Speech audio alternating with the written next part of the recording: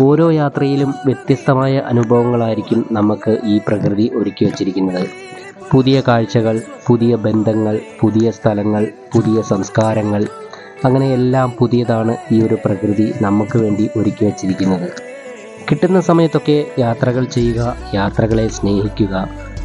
ഈ പ്രകൃതി നമുക്ക് വേണ്ടി എന്തെല്ലാമാണ് ഒരുക്കി വച്ചേക്കുന്നതെന്ന് നമുക്കറിയണ്ടേ? അതുകൊണ്ട് കിട്ടുന്ന സമയത്തൊക്കെ യാത്രകൾ ചെയ്യുക, യാത്രകളെ സ്നേഹിക്കുക.